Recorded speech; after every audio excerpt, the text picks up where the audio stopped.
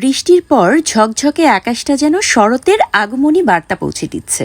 এই ঝকঝকে বিকেলে নিজেদের মনকে আরও একটু চাঙ্গা করতে আমরা 3 বান্ধবী মিলে বেরিয়ে পড়লাম আমাদের আজকের গন্তব্য মুন্নিয়াপুর উম্মেস কিচেনে। দোহার নবাবগঞ্জে অনেক তো চাইনিজ রেস্টুরেন্টের খাবার খাওয়া হলো, তাই এবার আমাদের দেশীয় খাবার খেতে চলে আসলাম উম্মেস কিচেনে।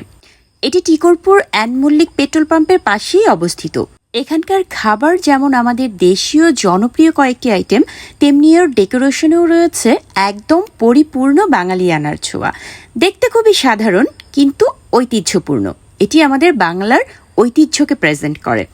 এর খাবারের মেনুতে রয়েছে ছিটা রুটি, হাঁসের মাংস, চুইঝাল দিয়ে গরুর মাংস, গরুর নেহারি, খাসির নেহারি, এছাড়াও আরও বেশ কয়েকটি আইটেম রয়েছে। তবে এখানকার সিগনেচার আইটেমগুলোই হচ্ছে এটি।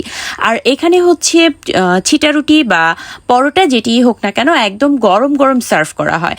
আর এখানকার মাংসের প্রতিটি আইটেম একদম ঘরোয়া পদ্ধতিতে লাকড়ির চুলায় রান্না করা হয়, তাই স্বাদ এবং গন্ধ একদম পুরোপুরি আপনার বাড়ির রান্নার মতোই ফিল হবে। খাবারের টেস্টের কথা কিছু নাই বললাম, আমাদের প্লেটটা দেখেই হয়তো বুঝতে পারছেন যে খাবারের টেস্টটা কীরকম ছিল। আমরা কিন্তু একদম চেটে পুটে সম্পূর্ণ খাবারটাই খেয়েছিলাম, আমাদের কাছে অনেক মজা লেগেছে। এখান থেকে খাওয়া শেষ করে আমরা চলে গিয়েছিলাম বেনুখালীর সেই জনপ্রিয় একটি চায়ের দোকান ঘরে বাইরে স্টোরের মালাই চা খেতে।